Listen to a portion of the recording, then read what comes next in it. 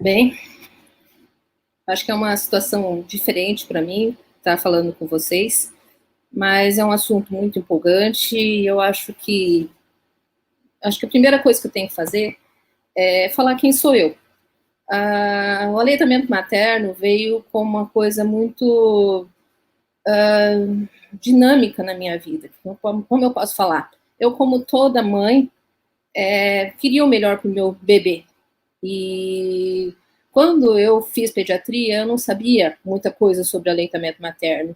E nasceu meu primeiro filho e eu comecei a amamentar, tive as minhas dificuldades e durante esse processo de amamentação eu acabei trabalhando na maternidade Cândido Mariano e lá eu acabei conhecendo o curso de aconselhamento e amamentação e acabei me envolvendo muito com aleitamento materno.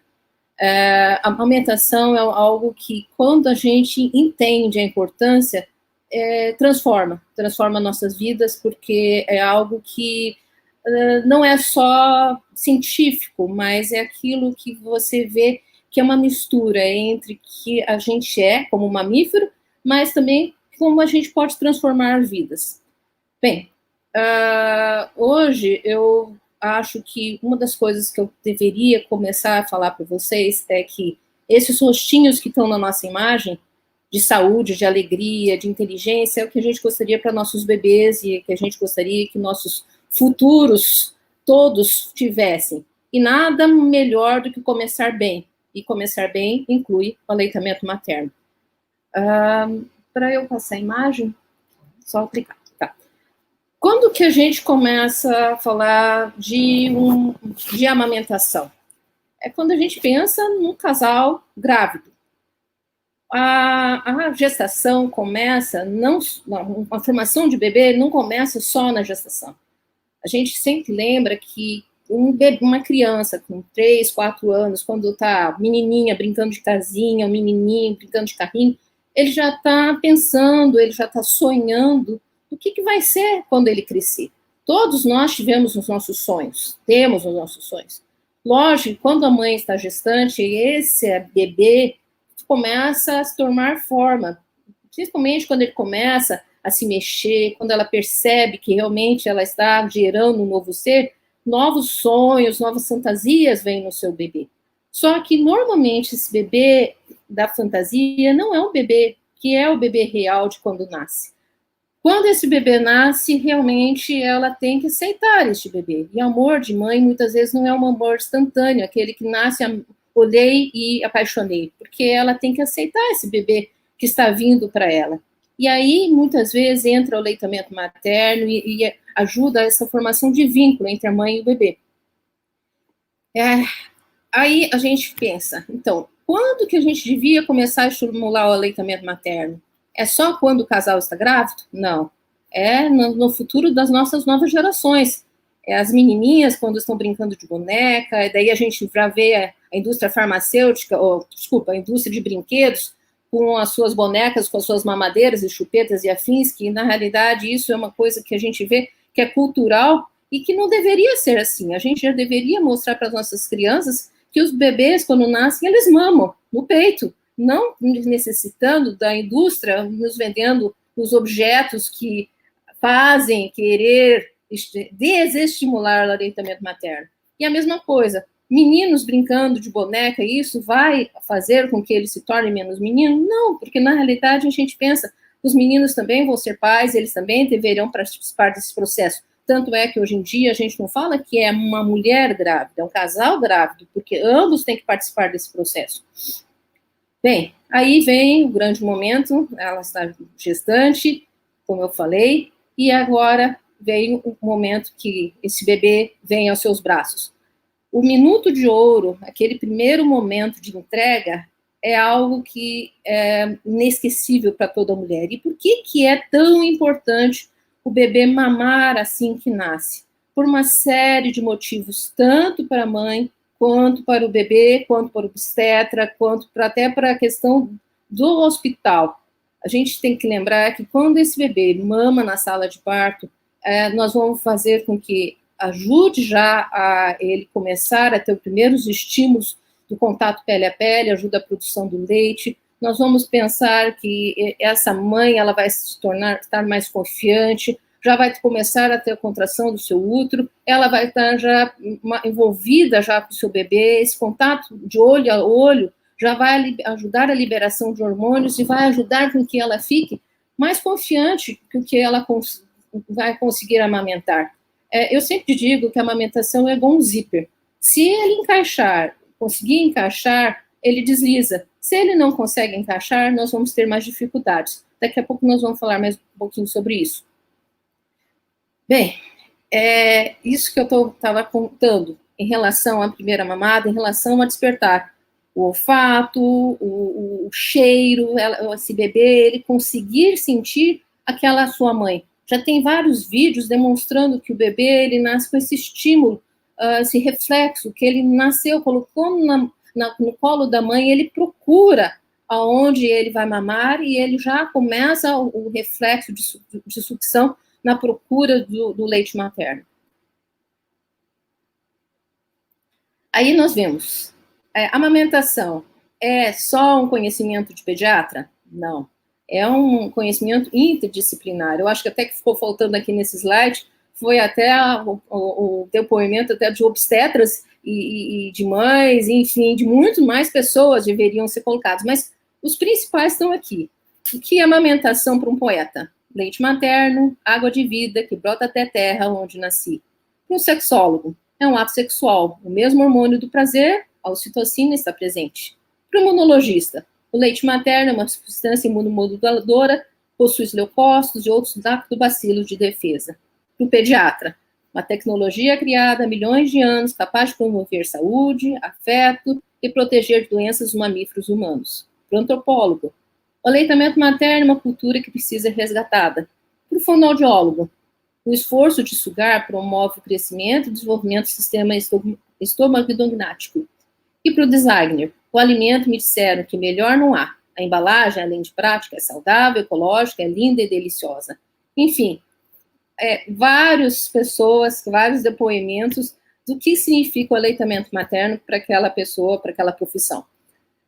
Bem, e qual é o nosso papel, então, profissionais da área de saúde, principalmente nós médicos? É informar todas as futuras mamães, colocando a tônica, não no dever, mas no direito e no prazer de amamentar. Porque ainda muitas pessoas têm muitos tabus em relação ao aleitamento materno, em relação principalmente que ser mãe é padecer no paraíso, que amamentar dói mesmo, que amamentar é símbolo de dor. E nós vemos que se a amamentação ocorre de maneira correta, isso não acontece. É nosso papel com que ela seja informada como amamentar. Porque a amamentação não é só uma coisa instintiva, mas é uma coisa que tem que ser aprendida. Quais são as vantagens do aleitamento materno? Eu não vou ler tudo isso aqui em relação aos bebês, porque eu falo que o aleitamento materno, para um bebê, ele é bom do fiozinho de cabelo ao dedão do pé. É algo que... um bebê que mama, ele é um bebê diferenciado. Aí você fala, mas aquele bebê que não mama, ele vai ter dificuldades? Eu acho que alguma coisa vai ser falha. Nós fomos feitos para ser amamentados. Não que o bebê que não mama não vai sobreviver, mas ele vai ter as suas dificuldades, com certeza. Esse aqui em relação à formação da face. A gente sabe que quando o bebê nasce, ele nasce com o queixinho curto, com retrognatia. E conforme ele vai mamando, o sugar, o deglutir, faz com que toda a sua face, toda a sua musculatura de face vai sendo desenvolvida para ele conseguir colocar todo esse movimento e conseguir fazer com que a musculatura, tanto da face, quanto o posicionamento dos dentes, quanto a musculatura da sua respiração, seja colocada de forma correta, e isso ajudando não só quando ele é bebê, mas ao longo de sua vida. E para a criança amamentada, que a gente fala muito dos bebês, mas uma criança um pouco mais velha, ela vai ter suas vantagens? Sim. A gente sabe que a Organização Mundial de Saúde recomenda leite materno exclusivo até 6 meses, a partir daí até 2 anos ou mais. E nós sabemos que isso ajuda a todo o desenvolvimento ao longo da sua vida, não só quando é bebê, mas sim em criança, adolescente, até na fase adulta. Bem, isso aqui foi uma das campanhas, né, falando que é ecologicamente correto, porque que a gente usa da natureza para amamentar e o que a gente usa da natureza quando a gente dá uma mamadeira. Nós não conseguimos nem poder comparar, né, em relação à mamadeira, quanto de energia é utilizada na natureza em relação ao peito, da fonte ao direto ao consumidor. Então, ele imuniza o consumidor, ele beneficia a produtora, né, que não é só o bebê que ganha, mas principalmente a mãe. Eu sempre falo que quem mais ganha, na realidade, no fundo, é até a mãe, mais muitas vezes do que o bebê. É isento de embalagens, é produzido e liberado sem agentes externos, sem poluentes e sem nenhum desperdício. Aqui, muitas vezes, algumas mães já chegaram para mim e falaram assim, doutora, mas é tudo igual. Leite humano, né, fórmula, leite vaca, por que vocês falam tanto de amamentação? Mas eu digo que Deus é perfeito. Nós vemos que a quantidade de proteínas do leite humano é totalmente adequada e quando ela é digerida, ela é de fácil digestão. Sendo que na fórmula infantil, ela pode até ser modificada, mas já tem risco de alergias, e o de leite vaca, então, a gente sabe que tem muita mais dificuldade de digestão, isso vai ter problema ao longo da sua vida, e um risco maior de alergias. As vitaminas totalmente de maneira suficientes, a água totalmente de maneira certa, ainda mais, mesmo no nosso calor que nós temos, muitas vezes as pessoas falam, puxa, mas não precisa dar água, não precisa dar um chazinho. A gente sabe que quanto mais essa mãe amamenta, ela pode passar sede, mas a natureza é perfeita, o bebê tira o que precisa da mãe. E os fatores de proteção imunológica estão totalmente presentes no leite humano, na fórmula infantil, no leite vaca, totalmente ausentes. Se tiver alguma coisa viva numa fórmula infantil, são bactérias que não vão fazer nenhuma coisa boa, pelo contrário, são bactérias nocivas aos seres humanos. Aqui são os macronutrientes, que são, né, tudo que vai existir. A gente sabe que existe mais de 1000 componentes diferenciados no leite humano. Eu não vou entrar tanto em detalhes. Aqui, a diferença que existe entre os tipos de leite. Nós somos a única espécie que pegamos leite de outro para dar para os nossos bebês. A gente não vê um gatinho pegar leite de um outro animal para dar para os seus filhos. Então, quando a gente faz essa diferenciação, a gente percebe que cada bichinho tem leite que sua espécie necessita. Aqui a gente pode ver um pouquinho qual a diferença entre o leite anterior, que é do início da mamada, e o leite posterior. Porque existe o colostro, que é o primeiro leite que sai dessa mãe. Conforme ela vai mamando, vem o leite de transição, e depois de 10 dias, em média, a gente pode ver o leite maduro. E esse leite maduro, ele é dividido em duas fases, o leite anterior e o leite anterior. Por que isso aqui é importante? Para nós explicarmos para as nossas mães que esse bebê, ele precisa mamar em livre demanda, ou seja, ele vai mamar na hora que ele sentir necessidade, e também sem horários de quanto tempo em cada peito. O que eu quero dizer com isso? O bebê, ele precisa mamar muito mais o leite posterior, não que o leite anterior não seja importante, mas é o leite anterior, o posterior, que vai ser mais rico em gordura, vai saciar mais esse bebê, vai fazer ele ficar mais tranquilo e engordar. Então, a tendência, geralmente, é a mãe querer dar sempre o peito muito cheio. E quando ele dá muito leite cheio, que é o leite anterior, ele tem muita água. Só que é um bebê que toda hora vai querer mamar, e daí vai cansar muito mais essa mãe, e essa mãe vai se doar muito, e no fim ela vai pesar, e esse bebê não vai ter quase engordado. Então, a gente tem que lembrar de sempre essa mãe esvaziar bem uma mama, para depois ela amamentar com a outra mama que está mais cheia. Aqui eu já falei sobre o quanto tempo que a Organização Mundial de Saúde recomenda o aleitamento materno. Aqui, falando, por que é importante amamentar até os 2 anos de idade? Porque na nossa cultura a gente observa que é muito comum o estímulo ao aleitamento materno exclusivo até um bebê pequeno, até os 6 meses. Mas passou de 6 meses, muitas pessoas criticam e geralmente acham que essa mãe está com problema e que o bebê não vai receber mais nada. Muitos falam, o leite materno, o leite virou água. Não, isso não existe. A gente sabe, também não existe leite fraco. O que a gente sabe que a partir de 1 ano, qual é a vantagem do aleitamento materno prolongado? Principalmente, número 1, é a formação cerebral. São os 1000 dias, que hoje está muito em vigor, muito em estímulo. O bebê, ele necessita do leite materno para a formação cerebral. Então, já está provado por várias pesquisas que o bebê que mama por mais tempo, ele aumenta o QI, coeficiente de inteligência. Eu não estou dizendo que bebê que não mama é burro, não. Mas eu estimulo, eu potencializo isso, essa inteligência dessa criança. A segunda coisa é a questão da vitamina C. A gente sabe que o bebê, quando ele mama, só 3 mamadas, não precisa ficar o dia todo mamando. Ele recebe uma percentagem muito alta de vitamina C, e isso ajuda a o proteger. Outra ainda é a formação de face, como eu já tinha dito anteriormente, que vai ajudá-lo depois a fala, a respiração e tudo mais. E aqui uma criança mais velha sendo amamentada.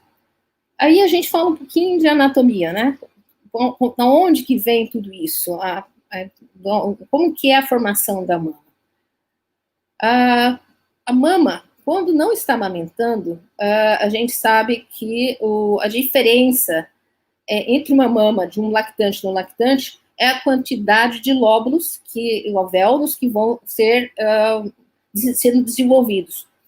Uma questão muito importante, são duas em relação à mama. A primeira é a seguinte: qual é a diferença de uma mama grande e de uma mama pequena? Muitas vezes as pessoas comparam muitas mulheres a uma vaca, né, infelizmente, e pensam assim, puxa, olha só, aquela mulher tem uma mama grande, ela vai produzir muito leite. Coitadinha, aquela tem uma mama pequena, não vai ter. E a gente sabe que a diferença entre uma mama grande e uma mama pequena somente é gordura. Mas internamente, a anatomia interna é igual. Então, mesmo aquelas mulheres que têm poucas mamas, ela vai conseguir amamentar da mesma forma.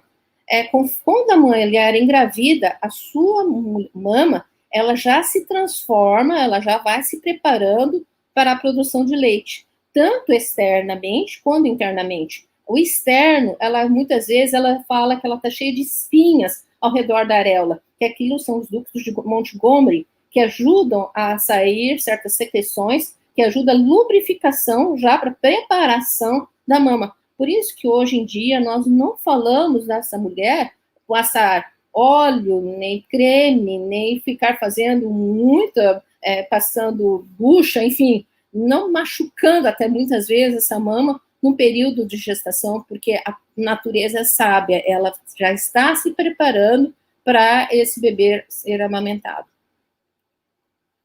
Então, eu estou falando aqui, vocês veem que os canais, os lóbulos e os alvéolos, eles estão abaixo da areola. O bico da mama, ela só vai ter de 15 a 20 furinhos, onde que tem a saída do leite, mas o leite armazenado é abaixo da areola. Por isso, a outra grande questão aqui é que nós temos que lembrar que o bebê tem que mamar a areola, não o bico. Bem, qual que é a psicofisiologia da amamentação? A gente sabe que quando tudo começa com o bebê mamando. Então, o bebê mama, ele manda estímulos para a hipófise no cérebro, e ele vai liberar prolactina, que vai agir nos alvéolos, que vai ajudar a produzir mais leite para a próxima mamada. O outro grande hormônio envolvido vai ser a ocitocina, da mesma questão. Ele vai agir agora na hipófise posterior, vai liberar mais ocitocina para a saída do leite. Muitas vezes, quando a mãe está amamentando, ela sente a contração do útero, então, nas primeiras mamadas, muitas vezes ela sente cólica, e a gente tem que explicar que isso é bom, porque ela está ajudando esse corpo a se restaurar do seu pós-parto, diminuir a saída de tanto sangue, e ela, muitas vezes, pode até sentir um pouco de dor de estômago, porque a ocitocina, ela vai atuar onde tem musculatura lisa, E ela atua muito na mama, porque ao redor dos alvéolos tem músculo liso, e ali ela faz a contração. Bem, aqui a gente está vendo por que não tem produção de leite antes do parto. Algumas mães relatam, né, a saída de um pouco de colostro, dependendo muito da maternagem, dependendo muito do estado emocional dessa mãe. Mas o mais comum é, durante a gestação, os hormônios, eles tendem a ter, tanto o estrogênio como a progesterona, a prolactina, estão muito aumentados, eles fazem o desenvolvimento da mama. Só que eles não atuam na produção, porque a produção do leite, ela vai depender da prolactina e da ocitocina, que elas vão ser aumentadas quando a saída da placenta pela diminuição da progesterona. Quais são, então, as posições para a mãe amamentar? Ela pode amamentar de qualquer forma, desde que ela esteja feliz. Eu falo que a melhor mãe é a mãe feliz. Então, ela tem que estar de forma confortável, sentada, deitada, com um travesseiro apoiando, desde que ela esteja relaxada. A amamentação tem muito relação com o estado emocional da mãe. Qual é a posição do bebê? Aí que a gente tem que tomar muito cuidado, porque, como eu falei, o bebê tem que mamar a areola. Então, muitas vezes a gente tem que avaliar bem como está a posição e a pega deste bebê.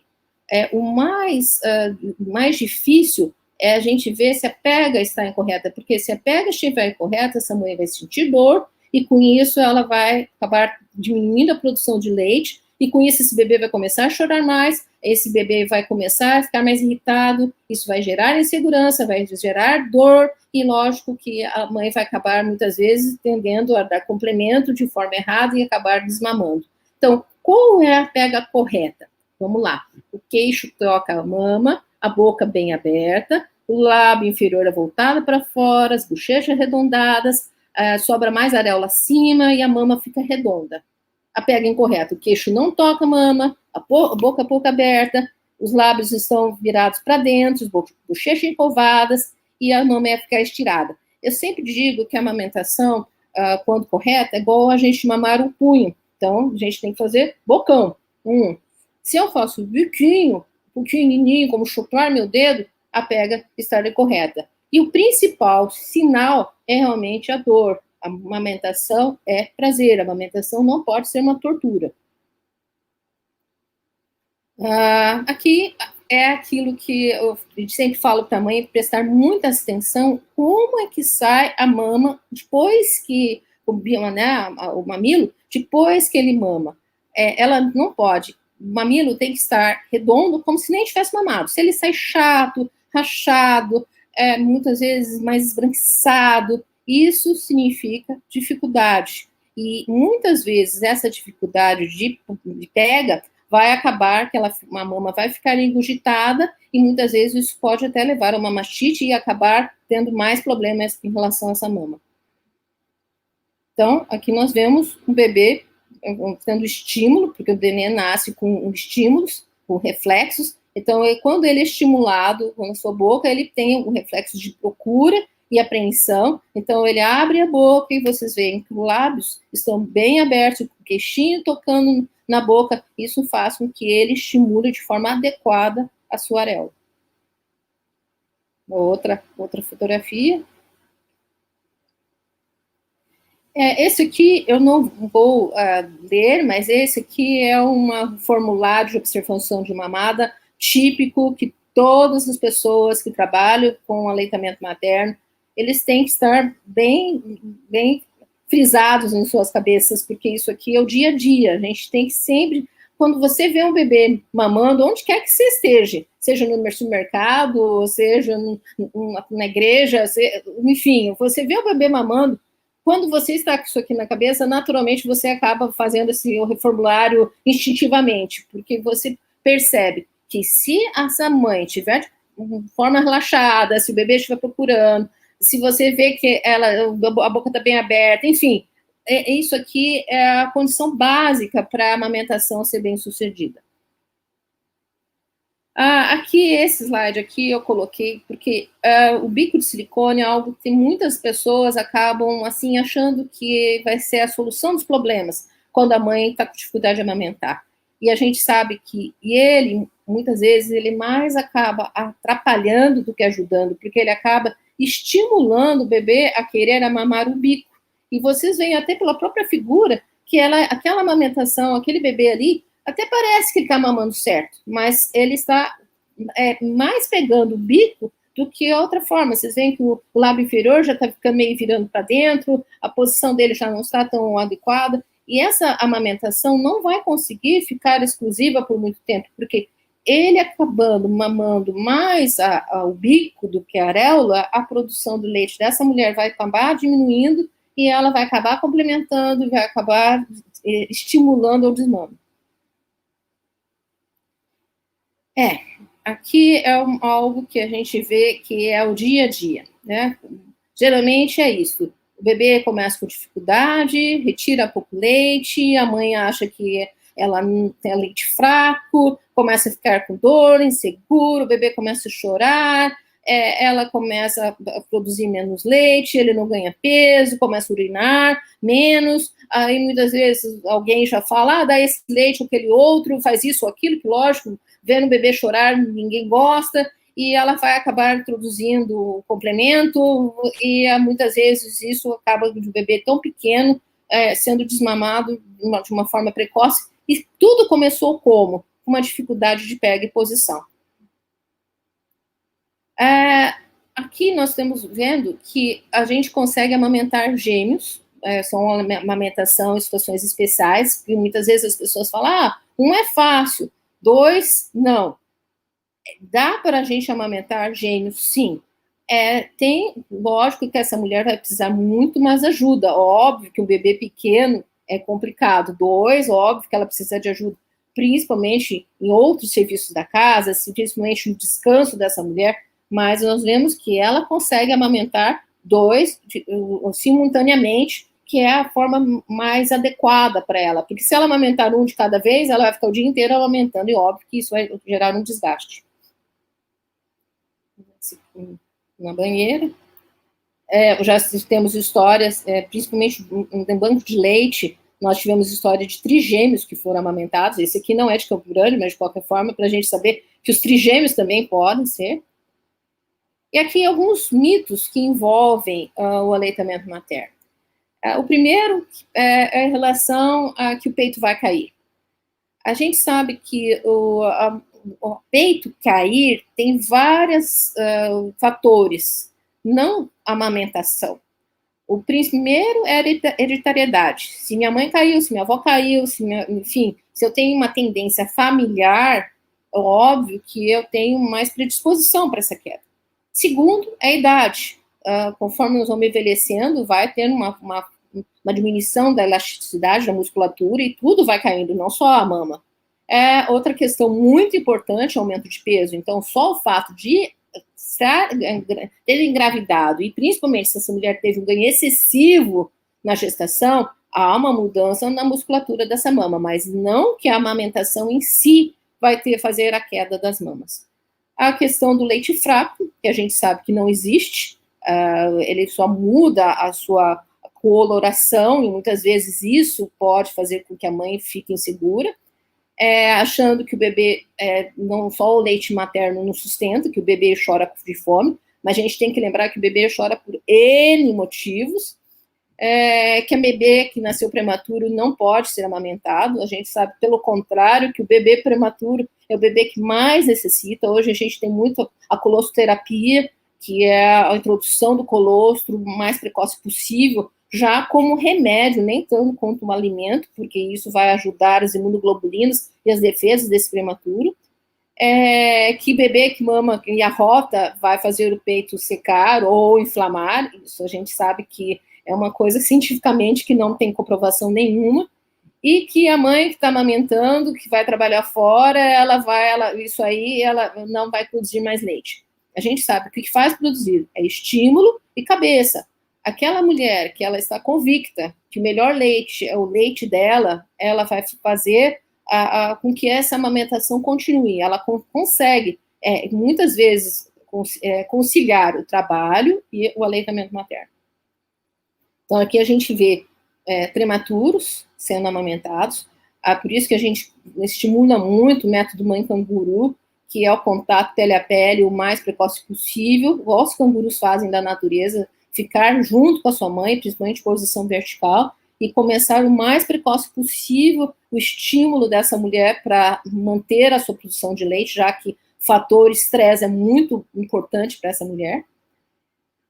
Aqui nós temos aí a outra parte que eu acho assim fundamental dessa aula, que é em relação à ordenha, que é retirada manual.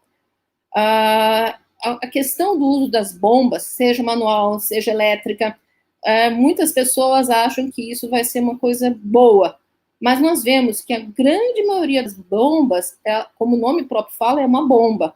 Ela acaba machucando, ela tende a causar fissuras, ela acaba trazendo estresse para essa mama, porque geralmente as bombas, elas acabam tendo uma pressão inadequada e muitas vezes elas acabam pressionando muito o bico. E nós sabemos, como nós vimos, que o leite está guardado na areola.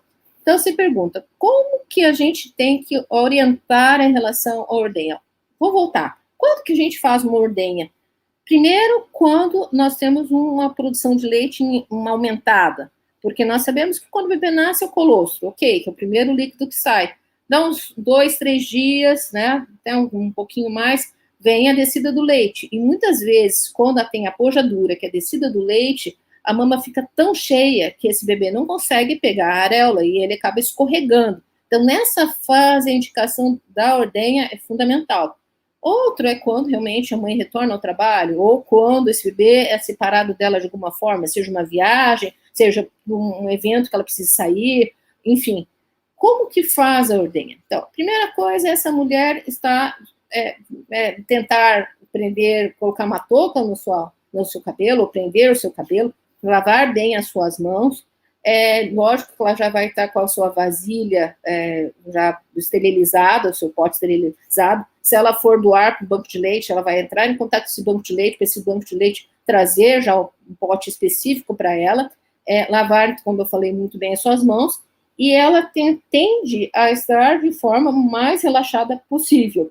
Primeiro, ela deve massagear a sua mama, para depois tentar fazer a ordenha. Vocês veem que na fotografia inferior, ela coloca os 4 dedos abaixo da areola, o dedão acima, na altura do bico, ela contrai os 4 dedos para trás, no encontro das suas costelas, e aperta. Então, é um movimento para trás e aperta, para trás e aperta. Não deslizando, porque o mais comum é a gente achar que tem que tirar o leite de novo pelo bico e acabar deslizando a mão. Não, é o contrário. Ela vai colocar as mamas para trás e apertando. Isso, eu falo que é uma questão de... ela tem que começar a sempre... Vou fazer bolo. Conforme ela for fazendo, ela vai pegando o jeito. Aqui é a oferta por copinho, porque o que adianta ela se preparar toda, guardar esse leite e depois dar esse leite na mamadeira? Vai acabar tendo confusão de bicos e vai atender esse bebê a desmamar. Então, a técnica de copinho é uma técnica como é um aprendizado também. Então, qual que é a orientação? Você vai enrolar esse bebê numa fralda para ele não ficar se batendo, vai colocar o bebê, deve estar acordado, não dormindo, para evitar algum engasgo, um refluxo, uma volta do leite, e ela vai colocar a mão esquerda segurando a cabeça do bebê, a mão direita com um copinho ela vai colocar na parte inferior do lábio, e deixando a língua livre, e ele vai lamber esse copinho igual um gatinho. Ele que procura, não sou eu que coloco. Uma técnica muito que a gente vê, que acaba confundindo também, é aqueles profissionais que colocam gaze para mamar. Aquilo acaba sendo igual uma mamadeira, porque ele acaba chupando a gaze. Não é esse o objetivo. O objetivo é o bebê manter o reflexo de procura e apreensão para ele continuar a estimular o aleitamento materno. Aqui nós vemos 2 bebês, um bem pequeno, o Chico, mamando através do copinho, e um pouquinho mais velho. E aqui já é uma bebê maior. Então, até bebês grandes. Porque se a gente pensar pelo certo, seriam nossos bebês mamarem peito e irem para o copo, sem necessidade de mamadeira, chupeta, mesmo com a introdução alimentar. Isso aqui é a translactação. Isso aqui é utilizado principalmente para mães que perderam o aleitamento materno por algum motivo, ou para mães que adotam um bebê.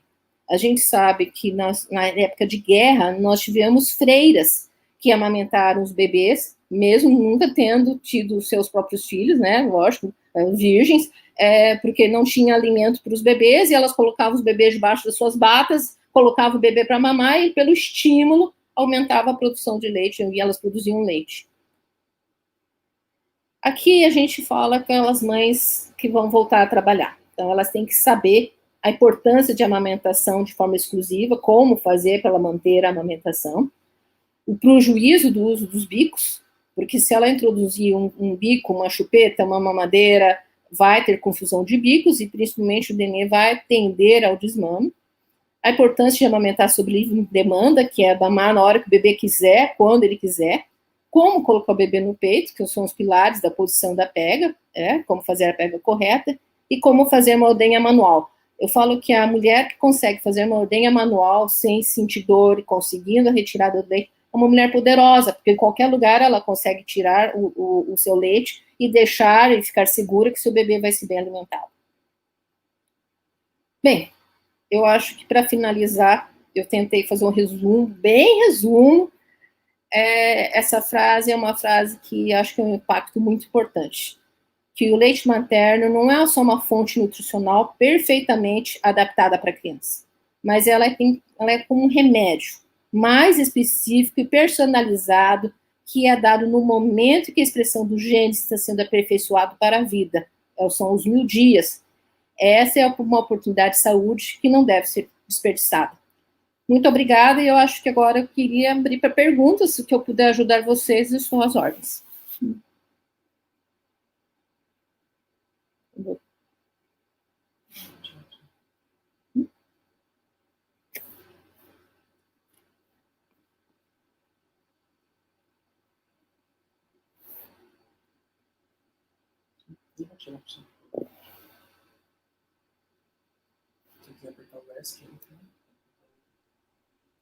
Oi, professora. Oi, doutora. Oi, Júlia. A gente teve um probleminha com o chat no início da live que eu não estava conseguindo abrir. Aí, se você quiser esperar um pouquinho, caso alguém tenha alguma dúvida agora. Tá. Porque a gente não conseguiu abrir antes. Sem problemas. Mas foi muito boa a palestra, eu gostei bastante. Vi outras pessoas elogiando também. É complicado, eu gosto de falar olhando no olho, eu não sabia exatamente o que vocês queriam de mim, então eu tentei fazer um resumo. Sim, não, é que é um assunto bem amplo, né? Mas foi muito bom mesmo. Acho que foi bem o que a gente estava procurando.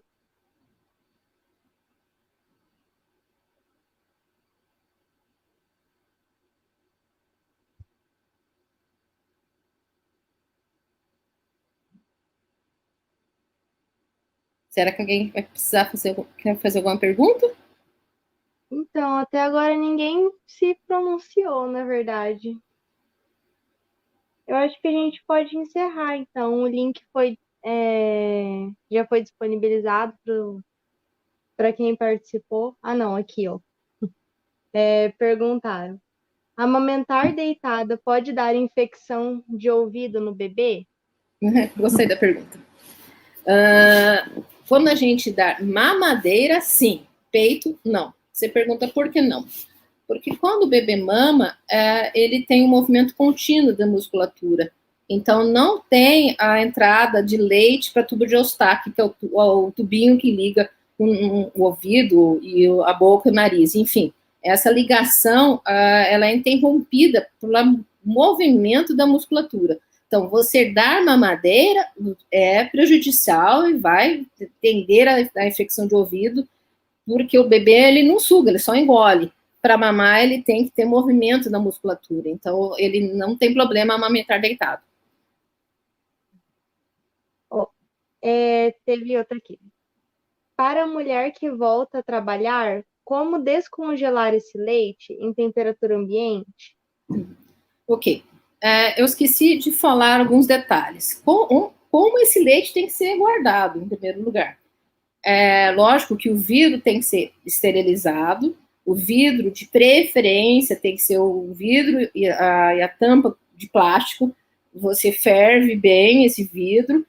Depois de 10 minutos de fervura, você vai jogar fora a água quente, esperar secar, para daí você utilizar, retirando o leite. O leite nunca deve ser colocado em temperatura ambiente, ainda mais no nosso calor. Na geladeira, ele vale 24 horas, o ideal mesmo são 12. No congelador, eles são em torno de 20 dias. E em freezer de banco de leite, que daí é outro processo, ele dura até 6 meses. Então, quando essa mulher vai reutilizar esse leite, o ideal é que ela identifique, para ela saber não se perder nas datas. E quando ela voltar a trabalhar, como ela faz? Digamos que eu vou voltar amanhã ao meu trabalho. Então, ou essa noite eu já retiro o vidro mais velho, não, né, considerando não os 20 dias, e eu coloco na geladeira. Quando eu for oferecer, eu vou tirar a quantidade de leite para aquela mamada e eu vou esquentar em banho-maria. Quando eu falo banho-maria, é a água que eu vou pôr para aquecer que meu dedo aguente. Eu não posso ser uma água fervente, porque o leite materno, ele perde os nutrientes se eu coloco em altas temperaturas. Então, na realidade, a gente tende só para ele ficar com uma temperatura que o bebê consiga engolir, mas não que vai ser fervendo este leite. Aí você pergunta, e o leite que sobrou? Digamos que eu tenha tirado 100 ml e eu dei 80 ml para o bebê, sobrou 20. O que eu faço com esses 20? Eu tenho que desprezar, eu não posso retornar a escadinha. Então, congelador, geladeira, oferecer para o bebê. Sim. A Kátia Monteiro mandou outra. Algumas mães costumam mudar de mama durante o aleitamento. Há alguma desvantagem nisso? Então, como eu falei, a orientação é a gente sempre começar com a mama mais murcha, mais vazia, para a gente ter certeza que ele está pegando leite posterior para ele ficar mais saciado. Quanto tempo ele vai mamar nesse peito? Não sei, porque depende do bebê menor, com menos dias, a sucção dele é mais débil, conforme ele vai crescendo, ele vai mamando mais forte e vai mamar mais rápido. Então, assim, a gente orienta, a mama mais murcha primeiro, ele mama e se satisfez. Se ele satisfez com uma mama só, beleza, dormiu. Na hora que ele acordar, na próxima mamada, qual mama que começa? Como aquela que estava murcha de novo. Mas e a cheia? Quando que você vai passar para a cheia? É a hora quando ele começar a ficar incomodado com a mama vazia. Não que o leite seca, ele não vai secar, mas ele vai ficando cada vez mais encorpado, o leite vai ficando mais grosso, entre aspas. Então, ele tem que fazer mais força para a retirada. E daí ele acaba precisando passar de mama. Então, quando é que troca de mama, o próprio bebê sinaliza. Então, voltando à pergunta dela, se essa mulher está amamentando o peito murcho e chegar num determinado momento e ele começar a ficar inquieto, irritado, chorão, quando é o momento de passar? Depende, tem vezes que ele mesmo vai pedir para passar durante a mamada, tem vezes que ele vai ficar tranquilo e vai ficar numa mama só, não tem problema nenhum. A próxima pergunta. Amamentar deitado dá refluxo? Olha, não que amamentar deitado dá refluxo, mas a gente tem que realmente tomar cuidado com refluxo. Porque é uma coisa muito comum, porque o bebê, ele nasce hipotônico, todo molinho, então muitas vezes, conforme ele vai mamando, ele vai enchendo esse estômago e a tendência é ter o refluxo e voltar esse leite. Então, assim, qual que é a orientação?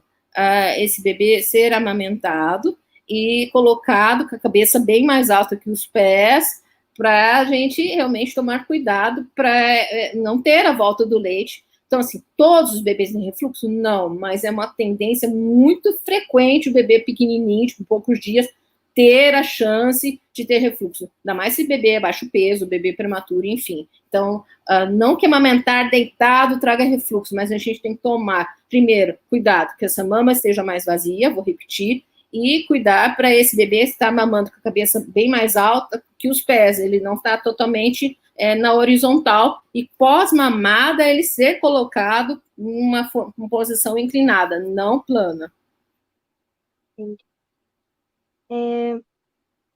Perguntaram também, pais homossexuais que adotam, qual seria a melhor forma de alimentar os bebês? Rapaz, que pergunta. Olha, óbvio que o melhor seria o leite materno, né? A gente gostaria que todos os bebês mamassem leite materno, leite humano, no caso, nem é leite materno, leite humano, de banco de leite, que esse seria o ideal. Mas nós sabemos que nossos bancos de leite, eles não têm nem para os nossos prematuros que correm risco de vida, porque o leite humano vai ser fator entre vida e morte para os nossos prematuros, porque o bebê prematuro tem muito mais chances de pegar infecções. Então, bebê em casa, o bebê maior, o bebê a termo, isso não vai ser possível, não é nossa realidade, infelizmente. Mas, enfim, um casal homossexual, ele vai ter que partir para o leite artificial. Não posso falar que vai ser dado leite humano, porque isso não vai ser possível.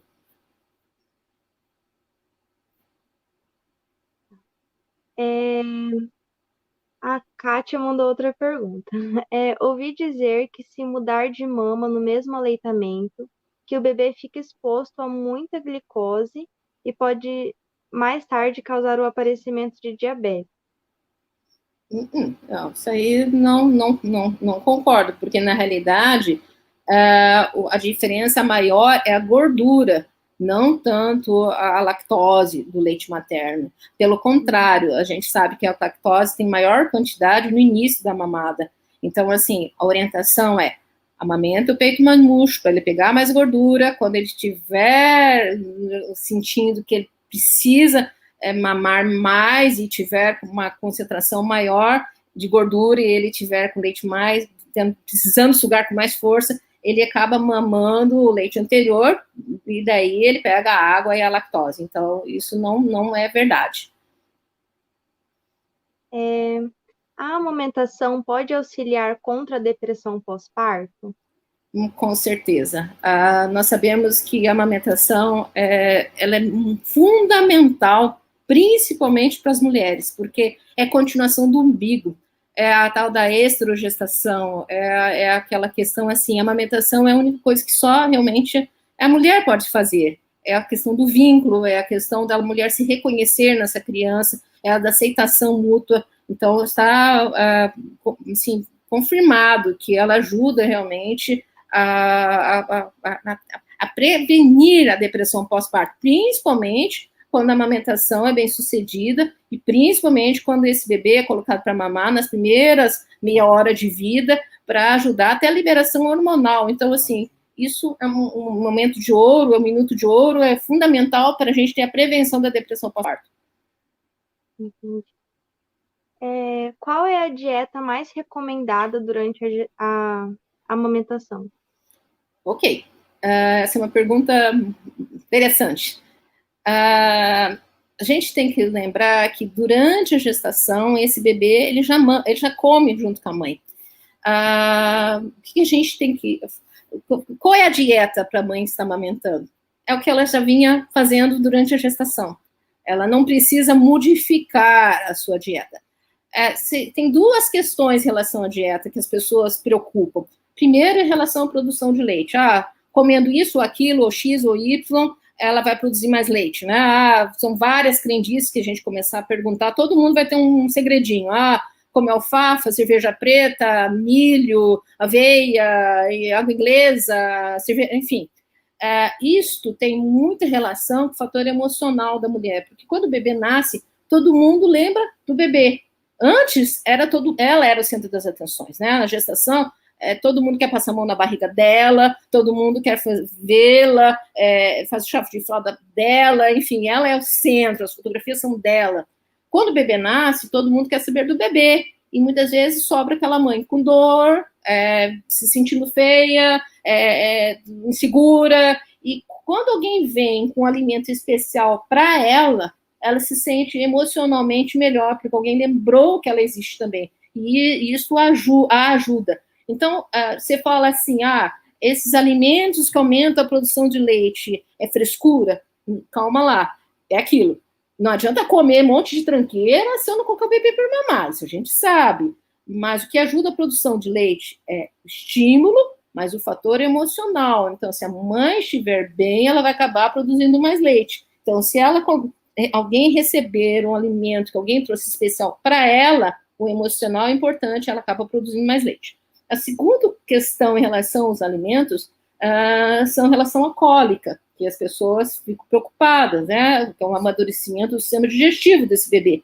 A gente sabe que a cólica é um fator também individual, então eu não posso fazer uma lista do que essa mãe pode ou não pode comer, porque isso vai causar uma série de conflitos e muitas vezes mais insegurança ainda da mãe. Então, a orientação que a gente dá em relação à alimentação é coma o que você sempre comeu, mas sem exageros, respeitando evitando ela mudar muito a sua dieta. Como você sempre comeu, que é o ideal. Tá. O que é mais recomendado fazer quando o leite empedrar?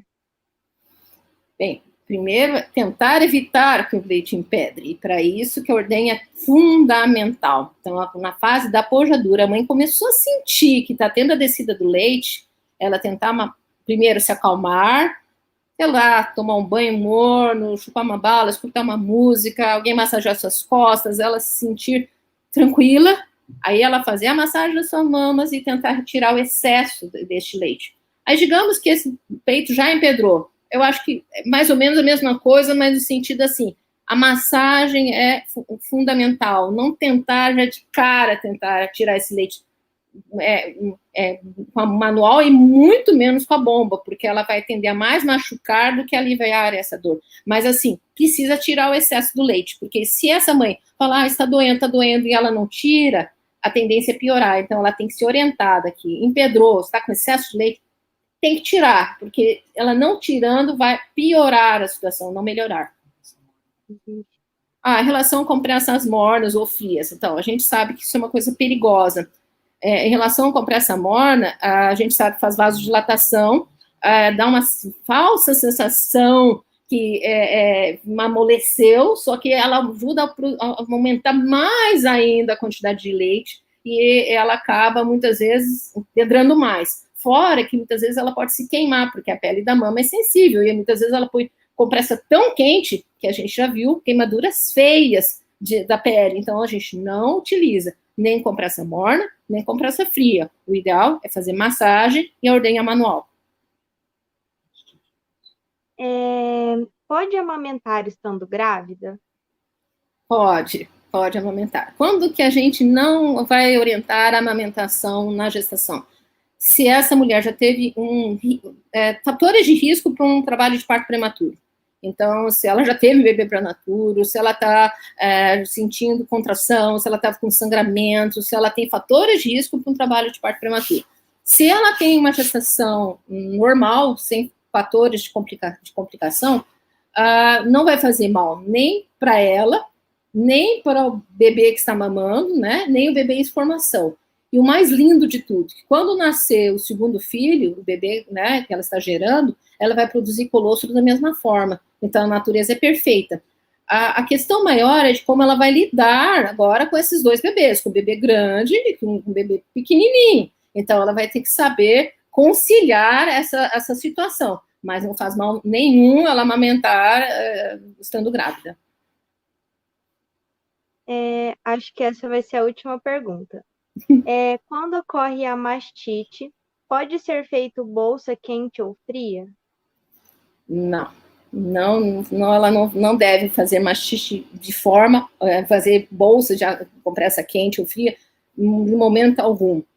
Quando a mulher está com mastite já de forma estabelecida, primeiro ela deve tomar um analgésico de horário, tentar relaxar de alguma forma, tentar massagear essa mama e retirada da mama. A ordenha é fundamental, vou repetir. Então, ela tem que tentar retirar o máximo desse leite.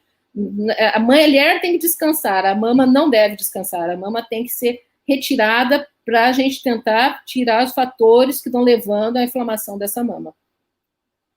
Entendi. Bom, eu acho que essas foram as perguntas que mandaram, não mandaram ainda mais nenhuma, pelo menos não a que eu vi ainda. Deixa eu só me certificar para a gente não deixar Tá ninguém bom. desamparado aqui.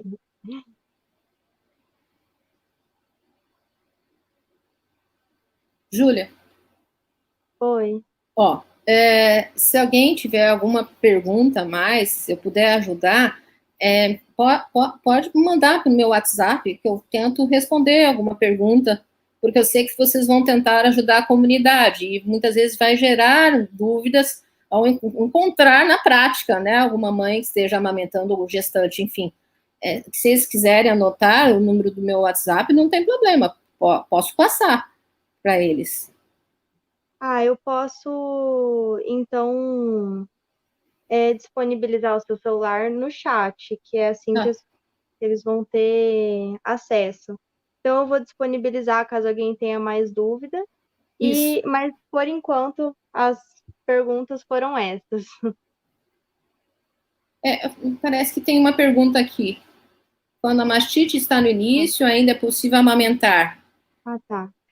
Sim, ela é possível amamentar, deve ser estimulada a amamentar, porque o melhor extrator é o bebê, então ele deve ser estimulado a pôr para mamar mais nessa mama que realmente está com dificuldade. Mesmo quando a mulher já está com abscesso, que é quando ela já está saindo pus pela mama, a gente não contraindica a amamentação, porque na realidade ele vai estar entrando com o patógeno, vai, mas ele vai também estar entrando com as defesas, com os anticorpos. Então, é que aquilo, mesmo que eventualmente essa mulher esteja já drenando, não tem problema esse bebê entrar em contato com esse leite. Então, acho que foi isso. Eu vou. Então, obrigada por disponibilizar seu WhatsApp. Eu vou te mandar caso alguém pergunte mais coisas, mas eu acho que foi isso por hoje. Eu queria agradecer muito pela sua participação, pela sua disponibilidade. A palestra foi muito boa e pelo engajamento das pessoas também que participaram. Eu que agradeço, foi uma oportunidade muito diferente na minha vida. Eu nunca tinha feito uma palestra assim, uma live, uma coisa assim que me mexeu comigo. Eu que agradeço a oportunidade que eu puder ajudar vocês, estão às ordens. Muito obrigada. Muito de Muito nada. obrigada. Gente, a última coisa para falar é que o link já foi disponibilizado no chat para as pessoas, para vocês completarem e receberem o certificado, tá? Então é isso. Muito obrigada por terem participado.